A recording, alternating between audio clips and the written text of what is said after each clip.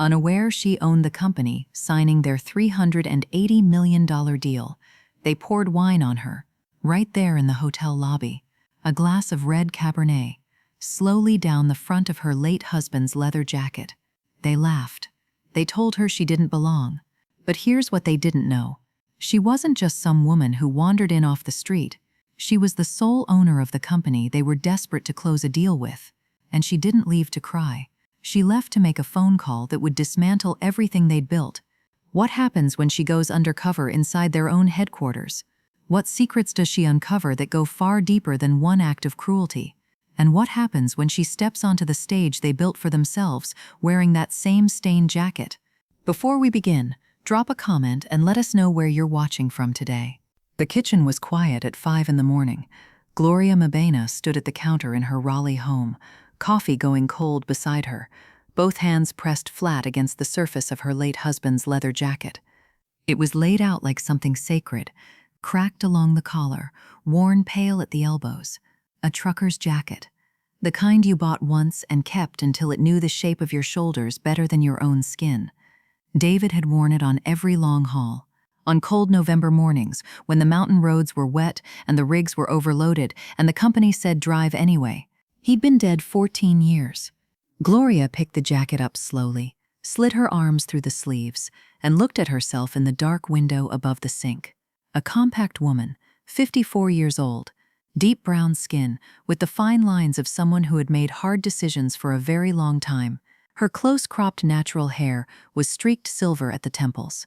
Her hands, wrapped around her coffee mug now, were calloused from the early years, the warehouse years, the years of lifting and hauling and doing whatever work said yes when the doors with real money said no. She had the hands manicured now. Almost no one noticed the calluses underneath. That was by design. Tonight, she was going to Charlotte, to a private dinner at the Monarch Grand Hotel, celebrating the imminent signing of a $380 million acquisition. The company being acquired was Pinnacle Freight Corp. The company doing the acquiring was Kari Holdings. Kari Holdings belonged to Gloria Mabena, though almost no one on earth knew that. She had spent 22 years making sure of it, building Kari through holding companies and shelf corporations and patient, quiet work, all the while staying invisible behind the legal scaffolding Raymond Wu had constructed around her like a wall. She had started with a single warehouse lease and a copy of a commercial logistics manual borrowed from a public library. She had reinvested everything. She had never sought attention, never gave interviews, never appeared on a panel at a conference where men in expensive suits took her card and forgot her name by the time they reached the door. She got further that way. She had learned that early. But tonight was not about the money. It had never been about the money. She walked to the bathroom and stood before the mirror. The leather jacket was too big on her, it always had been. She looked at her own face for a long moment. "I just want to see their faces, David," she said. "I want to know who's going to be running your roads." She drove herself to Charlotte. No driver, no entourage. David's old pickup with 140,000 miles on the engine and a crack in the dashboard she'd never fixed because fixing it felt like letting something go. The highway was dark and mostly empty, the kind of quiet that makes a person think. She arrived at the Monarch Grand, 40 minutes early. The lobby was marble and warmth, expensive flowers, low lighting, a bar with a long dark counter and stools upholstered in cognac leather. She took a seat at the end of the bar, ordered water, and settled in to watch. She was good at watching. She had always been good at that. She noted the staff, which bartender made eye contact, which didn't. She noted the exit that led to the private dining room. She tracked the sound of the room, the rhythm of it, who walked fast and who walked like they owned the floor they were crossing. She was still watching when, at 7:43, the front doors opened and the room changed. Loud laughter came first, then the smell of expensive cologne, then Victor Hargrove swept in with his entourage, his VP, 2 board members, a cluster of junior executives already celebrating, champagne glasses in hand, the deal half toasted before it was signed. The room bent toward them, the way rooms always bent toward men like that. The bartender straightened. The host smiled brighter. Gloria wrapped both hands around her water glass and watched. Victor Hargrove moved through the hotel lobby, like a man rehearsing a speech he planned to give for years. He was 61, broad-shouldered, silver-haired, and dressed in a bespoke charcoal suit that announced its own price. He said something to Diane Chesney and laughed before she had a chance to. She laughed a beat later, right on cue. Gloria watched from her bar stool. She watched the way Victor's eyes swept the room, not to take it in, but to inventory it, to categorize. This person mattered. That person didn't. It took him less than a second to file each face away. She saw the moment he filed her. His gaze landed on her at the entrance to the private dining room corridor, and his expression didn't sharpen with curiosity. It settled. An old leather jacket, simple flats, a glass of water. He had already decided what she was. Diane Chesney spoke first. She was angular, precise, with ash-blonde hair pulled into a twist so tight it looked like it caused her pain. She glanced at Gloria and said loud enough to carry, "That room is for people who actually belong here." The entourage rippled with laughter. A few of the junior executives looked at the floor. Gloria turned to Diane with the steady attention she gave everything. "I was told the private dining room opened at 8, she said. "I'm just waiting." Victor stepped forward. He picked up a glass of Cabernet from a passing tray, and he smiled at his audience, and he poured it, slowly, deliberately, down the front of the leather jacket. The bar went silent. Gloria stood motionless. The wine spread dark across the leather, soaking through, dripping from the bottom hem. She felt the cold of it reach her shirt underneath. She felt it in a way that had nothing to do with temperature. She looked at Victor Hargrove. She held his gaze for 3 full seconds, no expression, no tears, no flinching, just her eyes on his, steady as a closed door. Then she walked out. The night air hit her in the parking lot. She stood beside David's truck and looked down at the jacket. The wine caught the light from the hotel sign, slick and dark against cracked leather. She pressed one hand flat against the stain, the way you press a wound. She called Raymond. He answered on the second ring. She told him what happened in 2 sentences. There was a pause. "Gloria," his voice was careful. "You have investigators. You have James. The due diligence is already running. You don't need to go inside yourself." She was quiet for a moment. The parking lot was empty. Somewhere behind her, through the hotel glass, she could see Victor's entourage moving toward the dining room, already forgetting her. "David drove their roads, every day," she said. "I need to walk their halls. I need to see it." Another pause, longer this time.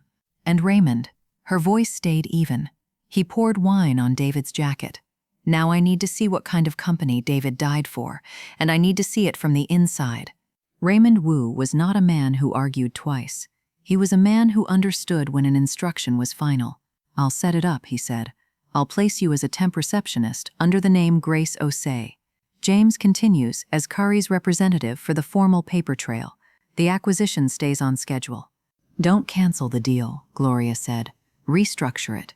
I want to see exactly who these people are when they think they've won." She ended the call and stood there a moment longer, her hand still resting over the stain. Then she folded the jacket with deliberate care and laid it across the passenger seat, the same way she might lay a hand on someone's shoulder. Gently, with intention. She got behind the wheel and pulled onto the highway toward Charlotte. The acquisition wasn't off. It was becoming something else entirely. The fluorescent lights at Pinnacle Freight's Charlotte headquarters hummed at a frequency that felt, by the end of the day, like a low-grade headache. The lobby was beige carpet, a reception desk with a cracked plastic edge, and a drop ceiling that made the whole space feel smaller than its square footage.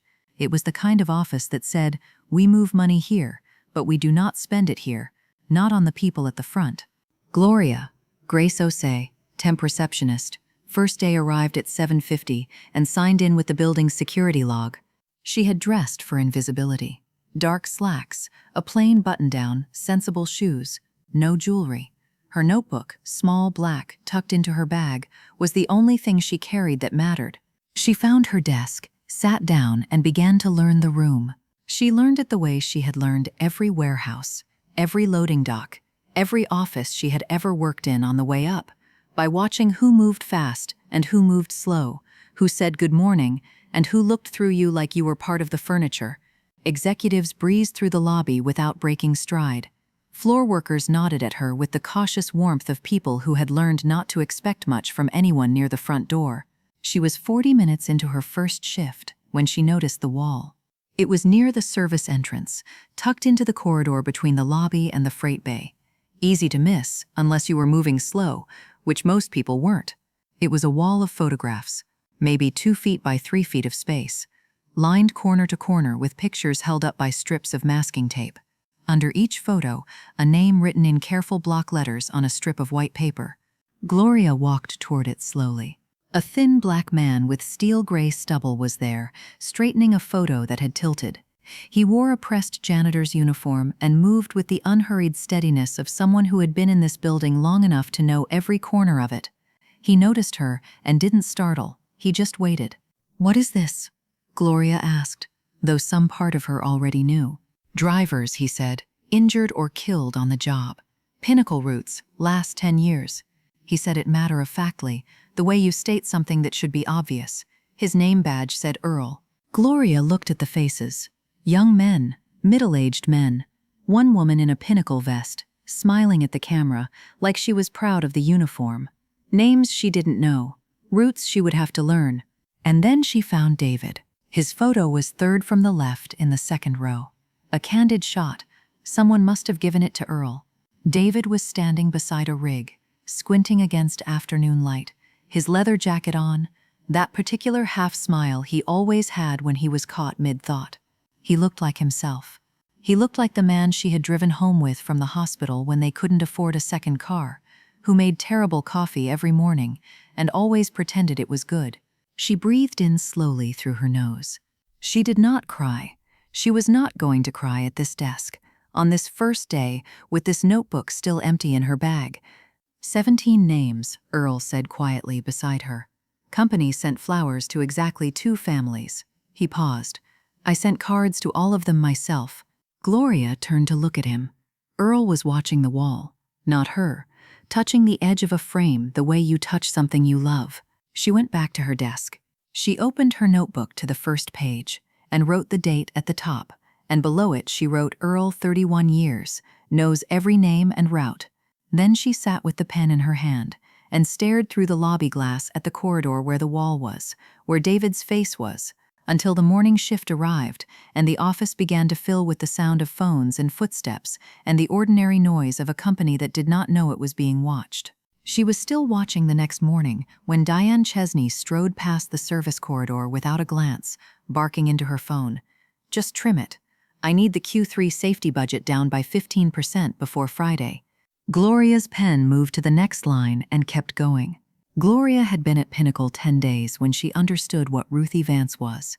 It happened on a Tuesday morning, 7:58, in the glass-walled conference room off the main floor. Ruthie stood at the whiteboard with a dry erase marker and the focused calm of someone who had done this 1,000 times and never stopped taking it seriously. She was 47, solidly built, box braids pulled back with a plain elastic. She wore steel-toed boots with a blazer, which Gloria noted. Some people dressed for the office they were trying to reach. Ruthie dressed for the floor she refused to abandon. A weather system had pushed through the Carolinas overnight. 3 shipments were delayed. Ruthie had the reroutes mapped before most of her team had finished their coffee. She reassigned 2 trucks, called ahead to the receiving docks herself, and adjusted the day's load schedule without raising her voice once. Her team was calm because she was calm. That was the whole secret of it. Gloria watched from the hallway and wrote nothing in her notebook. Some things you just had to see. They started eating lunch together in the break room around the end of that first week. It was Ruthie who made it happen. She dropped her tray across from Grace one afternoon and said simply, "You look like someone who doesn't have anywhere else to be either." Gloria almost smiled. By the second week, Ruthie was talking, not complaining. Ruthie didn't complain, but she talked the way people talk when they've been quiet for a long time, and finally found someone who seemed to listen. 8 years at Pinnacle, 6 promotion denials. She recited the rejection language the way you recite something you've memorized without meaning to. Not the right cultural fit. Lacks executive presence. She said the second one with a small, dry laugh that had no humor in it. Executive presence. I run 30 people and 300,000 square feet of warehouse. What exactly does that mean? Gloria looked at her. It means they didn't know what to do with you, she said. Ruthie was quiet for a moment. Then she nodded, like that was something she'd needed someone to say out loud. A few days later, Gloria saw Ruthie cover a Saturday shift for a young woman on the warehouse team, a single mother whose daughter had a school recital. Ruthie didn't make an announcement about it. She just showed up in her boots and got to work. "Why do you stay?" Gloria asked her once, toward the end of the second week. Ruthie looked toward the warehouse floor where her team was moving, loading, calling to each other across the dock. "Every time I think about quitting," she said, "I look at my team and I think, if I leave, who's going to fight for them?" Gloria wrote that down that night, every word exactly as Ruthie said it. Then she sent Raymond a message, asking James to pull every promotion record, every denial, every HR filing with Ruthie Vance's name on it. The next morning, she heard it, a young driver at the dispatch window, voice careful and polite, asking whether his rig's brakes had been checked before his mountain route run. The dispatcher waved him off without looking up. Gloria watched the driver walk back toward the freight bay, shoulders tight, jaw set, carrying the weight of a man who already knew the answer and couldn't afford to care.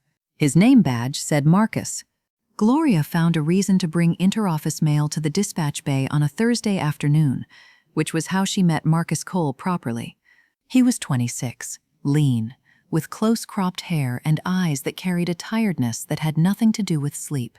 His work boots were worn pale at the toes. He was checking his cargo manifest when she came in, running his finger down the page with the focused care of someone double-checking because the system couldn't be trusted to. She offered him a coffee from the vending machine in the hall. He said yes, ma'am, and thank you, and held the door for her on the way back, even though she'd offered him the coffee and not the other way around. That was Marcus. He apologized for things that weren't his fault and was grateful for things that were freely given, and he didn't seem to notice what that said about the kind of world he'd learned to expect. They talked for 20 minutes beside the freight bay. He told her about Ayla, 3 years old, puffed natural hair, a laugh that took over her whole face. Congenital heart condition. The surgery cost $140,000, and his insurance covered barely a third. He drove the mountain route, Pinnacle's longest, steepest, most isolated corridor, because it paid a 15% bonus. He needed that bonus.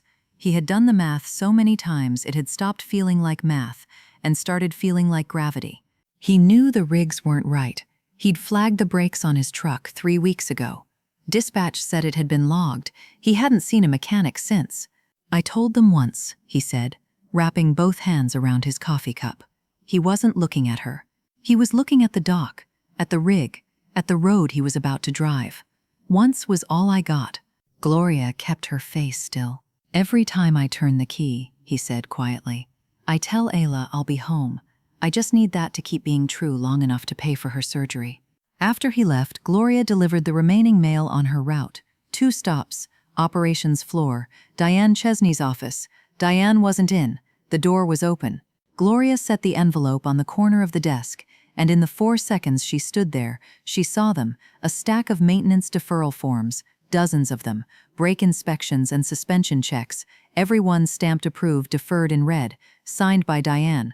She stepped back into the hall, turned, and photographed them through the open door. She stood in the stairwell afterward and breathed. The same pattern, the same cost-cutting, the same decision, money over lives, that had put David on a dangerous road on a November night 14 years ago and never brought him home. Her hands were not shaking. She had learned, over a very long time, to feel the full weight of something and carry it without showing the strain. She called Raymond that night from the motel room, voice low and even. She sent him the photographs and said, "Have James request complete safety and maintenance audit records, all of them, every route, every rig, the last 5 years." She paused. "The human intelligence and the paper trail are going to meet in the middle, Raymond. Make sure James is ready when they do." She hung up and sat in the dark for a while. Then she opened her notebook and added Marcus Cole's name. James Okafor arrived at Pinnacle headquarters on a Monday morning in a charcoal suit, carrying a soft leather briefcase and the professional warmth of a man who seemed very reasonable and asked for things that were actually quite significant.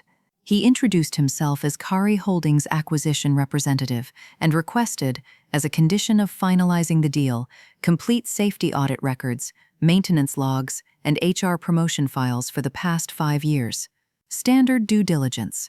Victor Hargrove was visibly irritated. The signing was 6 weeks out, and the last thing he wanted was someone rifling through his paperwork, but he was not willing to risk the $380 million over a document request. He told Diane to handle it and went back to planning his celebration. Diane handled it. That was the problem. Gloria watched from the front desk. She watched Diane go still for about 30 seconds after Victor gave the instruction. A stillness that wasn't calm, it was calculation, and then moved toward her office with the brisk, purposeful stride of a woman rearranging things before a guest arrived. That evening, after most of the floor had cleared, Gloria stayed late on the pretext of organizing the reception filing system. Diane's office was dark, but through the window in the door, Gloria could see the shredder light was on. She waited. When the building went quiet, she walked the hall, stopped at Diane's open office door, and looked at the shredder bin. It was full. Strips of paper, documents, maybe 24 pages worth sat in the plastic tray. She photographed it all. Then she sent the images to Raymond with 3 words, cross-reference with James. James submitted his official document request the next morning. Diane handed over a neat, sanitized package. Raymond compared it against the shredder fragments Gloria had documented. The gaps were not subtle.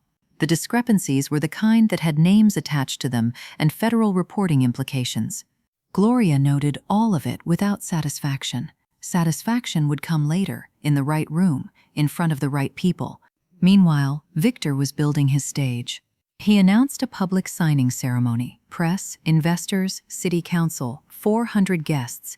He wanted the business pages to run his face. He told Diane he wanted the grandest venue in Charlotte, and when his office called the Monarch Grand to book the ballroom, they were told it was already on hold under a corporate account. Victor's assistant checked. Yes, the account had reserved the ballroom for the signing date. Yes, the account was connected to the acquisition. Victor assumed it was his team being efficient. It was Gloria. Same hotel, same ballroom. She had told Raymond 2 weeks ago, "Let him build his stage and book it for me." That night, she went to find Earl. He was in the service corridor retaping a photo that had come loose at the corner. A driver named Gerald, killed 4 years back on the I-85 connector. Earl had a thermos of coffee, and he poured her a cup without being asked. And they sat on the floor with their backs against the wall, and he talked. He talked about Gerald's wife and their twin boys, about a driver named Henry, who used to leave candy in the break room every Friday, about the woman in the Pinnacle vest on the wall. Her name was Cassandra, 31 years old, black ice on the mountain road. The company sent a fruit basket to her mother. He talked and Gloria listened, and her notebook stayed in her bag because some things weren't evidence. Some things were just the truth. She drove back to the motel with both hands steady on the wheel and the evidence complete in her phone and in James's files and in the documents. Raymond was already organizing into categories. She had everything she needed. Let him build his stage, she told herself quietly, pulling into the parking lot. I'll use every inch of it. The invitations went out on a Monday. 400 of them, cream cardstock with Pinnacle's logo embossed in navy, announcing a signing ceremony at the Monarch Grand Hotel. Victor Hargrove's name was printed at the bottom in a font that suggested the word legacy without quite saying it. Grace received her copy via the staff email chain, the way all the front desk temps did. A forwarded notice, no personal address, no one wondering whether she'd come. She was still reading it on her phone when Marcus walked through the lobby that morning. She almost didn't recognize him at first. His shoulders were drawn in. His eyes had the hollow look of someone who hadn't slept, but couldn't afford to stop moving. He nodded at her on his way past, and tried to arrange his face into something normal. He didn't quite make it. She found out that afternoon. A woman from dispatch mentioned it in the break room. Marcus Cole's little girl had been rushed to the hospital the night before. Cardiac episode. The surgery that had always been urgent was now critical, $140,000, and his insurance covered barely a third. Gloria sat with that for a moment. Just a moment.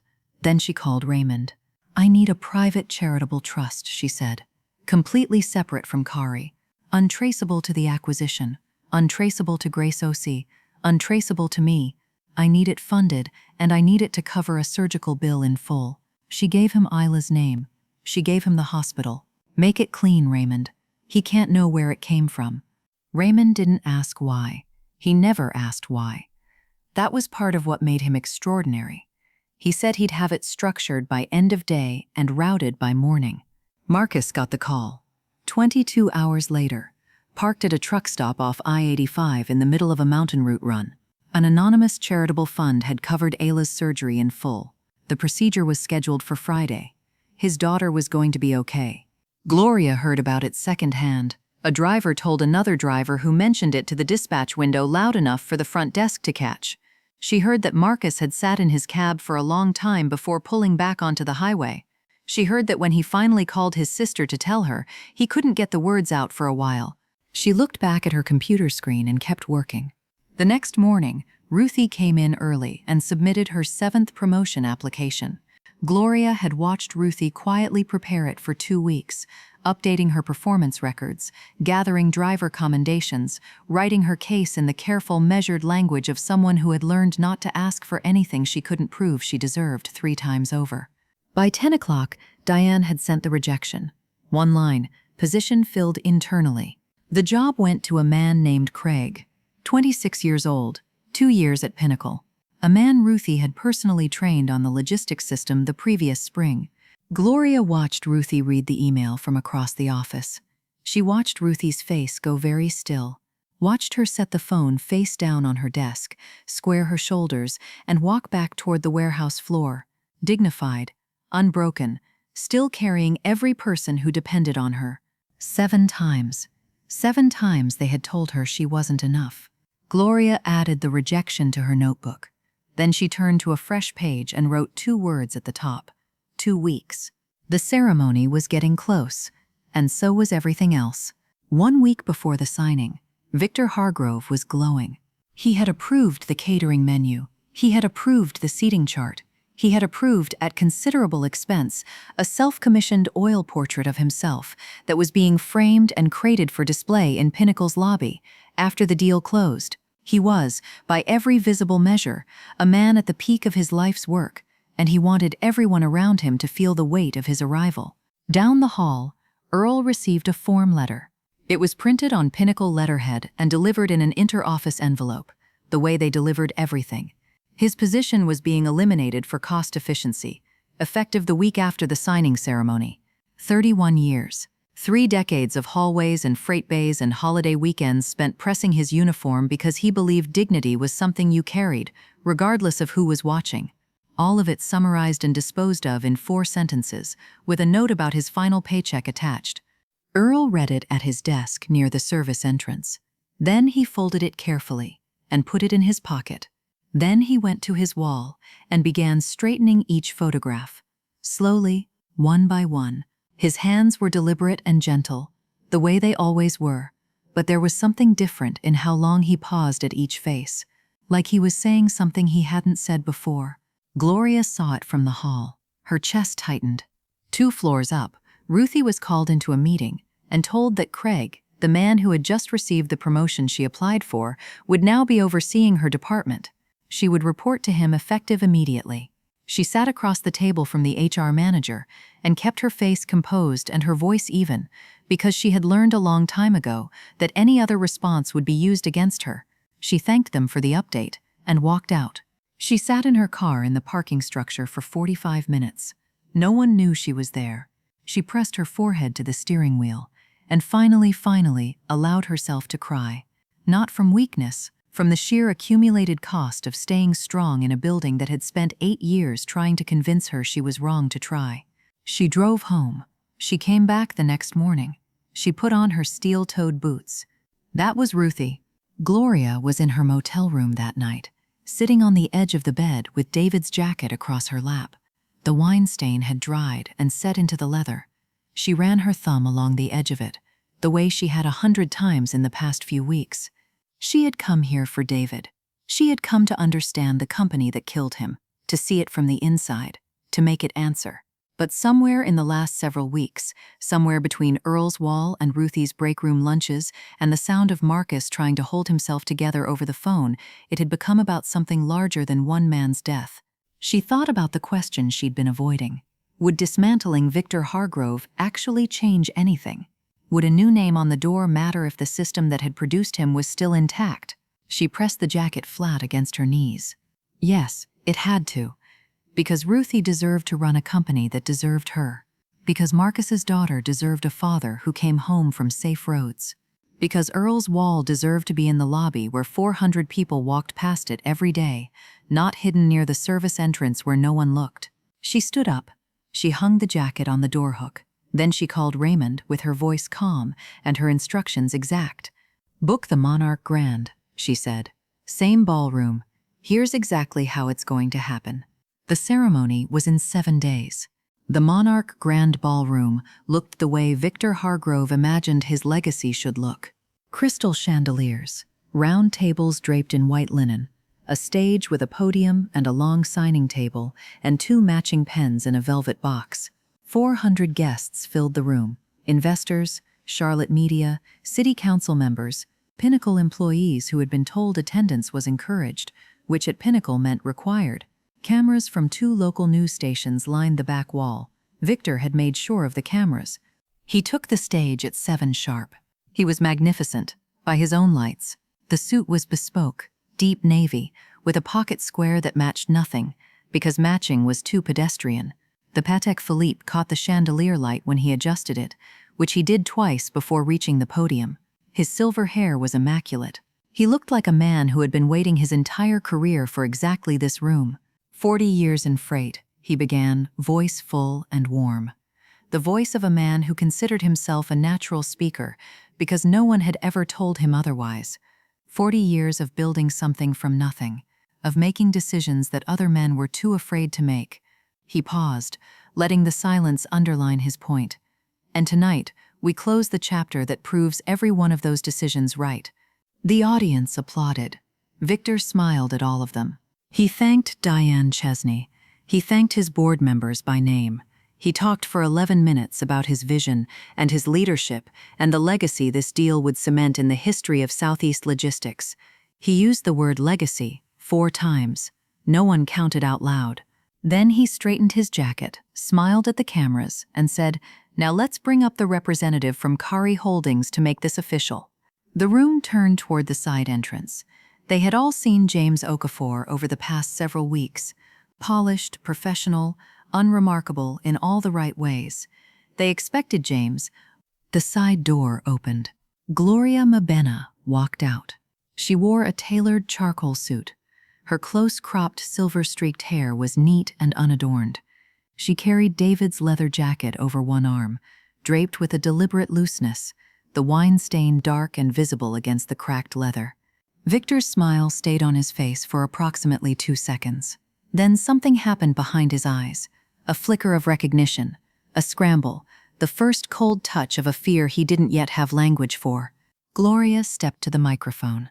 She looked at the 400 people in the room. She looked at the cameras. She looked last at Victor.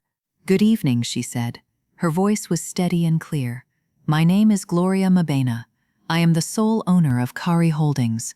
She lifted the jacket slightly, so the stain caught the light from the chandeliers. "You poured wine on this jacket 6 weeks ago. It belonged to my husband, David Mabena. He died on one of your routes." She held Victor's gaze for exactly 1 beat. "You should have read your own safety records instead." The room was absolutely silent. Victor stood frozen at the podium, his hand still resting on the velvet pen box, his mouth slightly open, the smile finally completely gone. Gloria turned to the AV technician at the side of the stage. "Screens, please," she said. Behind her, the screens flickered to life. The first document appeared on the left screen. A safety inspection form, Pinnacle Freight Corp letterhead, dated 14 months ago, 3 weeks before a driver named Anthony Reese was hospitalized after his brakes failed on the mountain route descent. The form declared the rig fully compliant. It was signed by Diane Chesney. The second document appeared on the right screen. Anthony Reese's hospital records. The timeline was right there. Anyone in the room could read it. Gloria let the room sit with that for a moment. 17 drivers, she said, injured or killed on Pinnacle routes in the last 10 years. Every one of them drove rigs that maintenance records show were flagged and approved, deferred.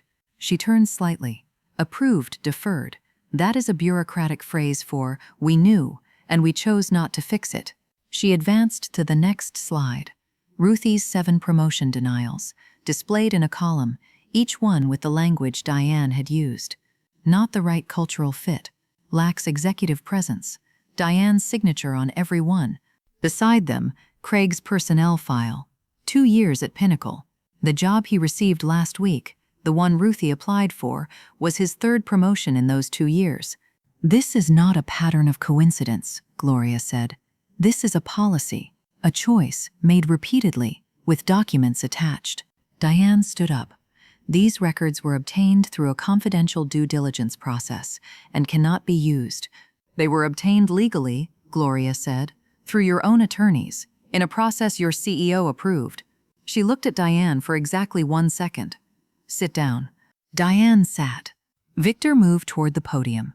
2 of Kari Holdings' security staff, positioned at the stage steps since before the event began, stepped forward. Victor stopped. The screens advanced again, the shredder fragments cross-referenced against the sanitized documents Diane had handed James.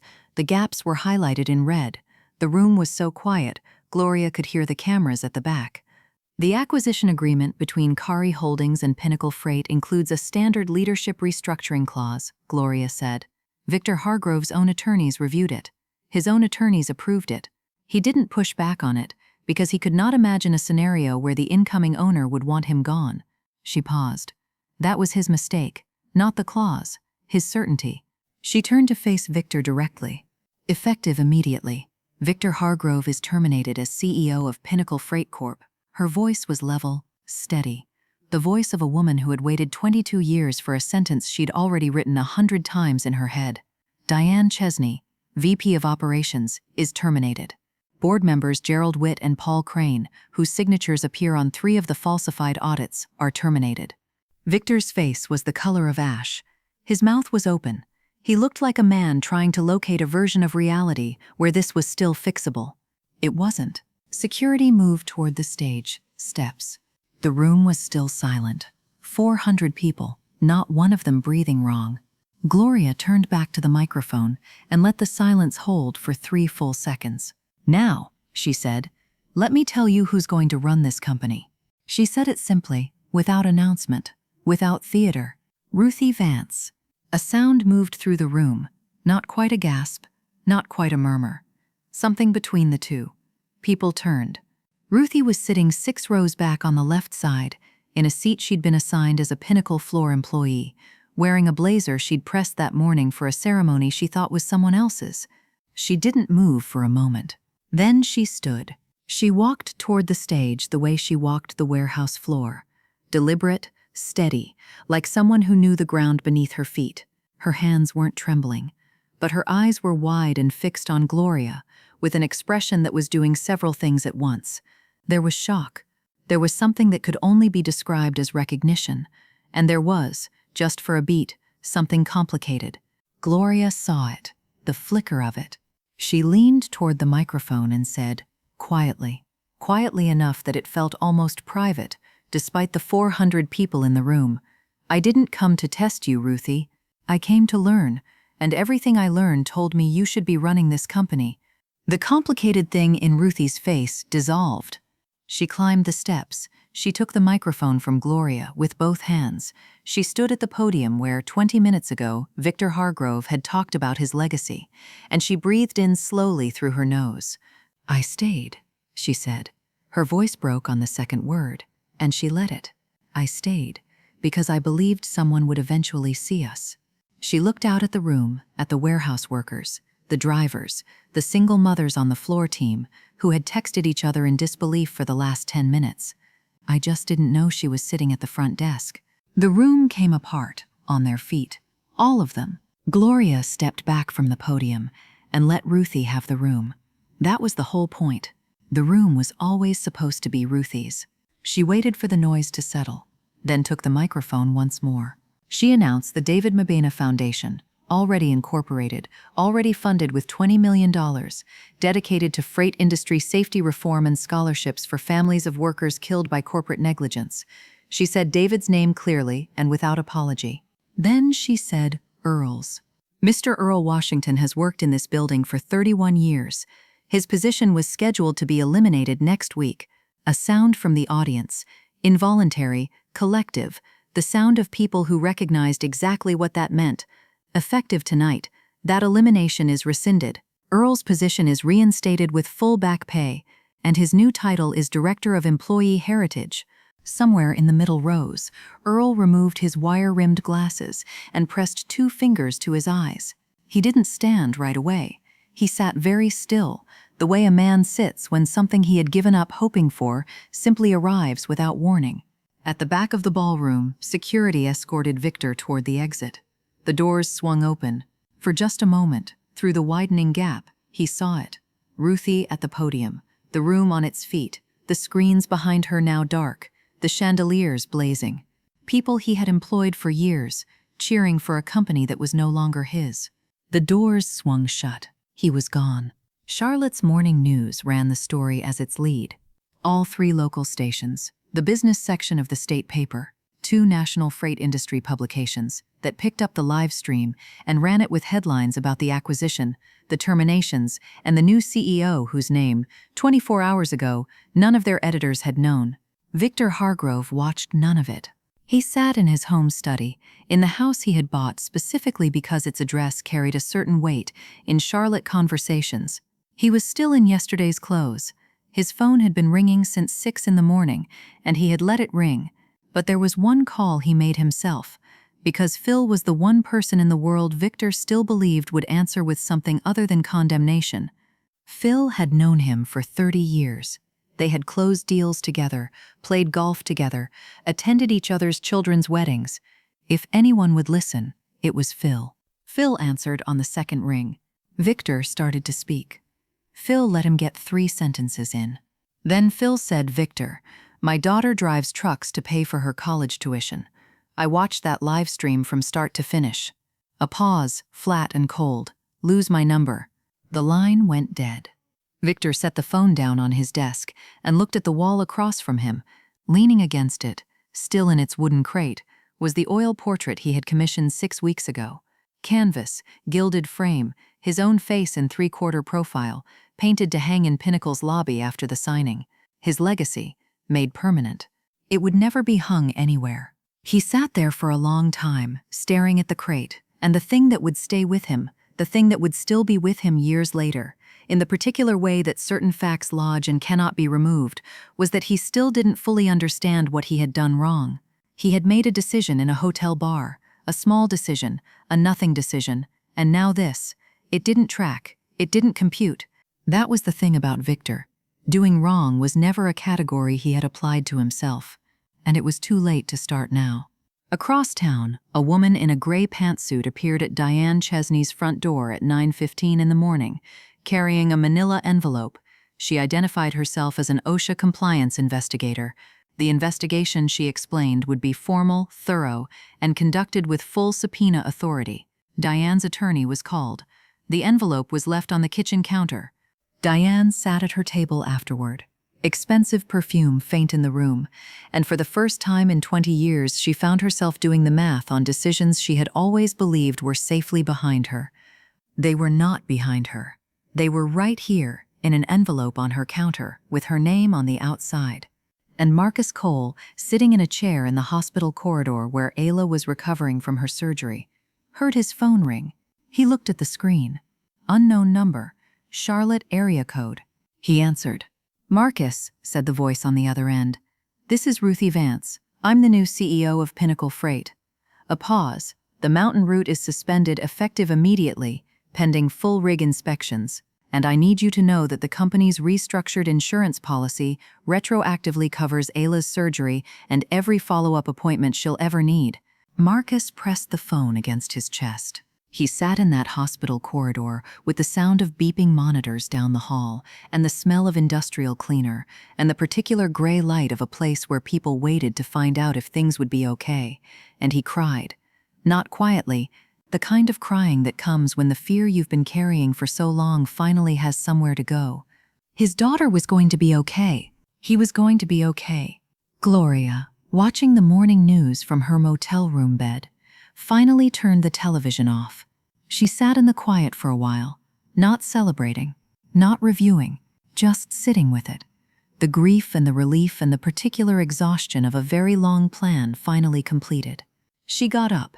She lifted David's stained jacket from the chair where she'd left it and folded it carefully, the way she had folded it 100 times, and placed it in the garment bag she'd brought from Raleigh.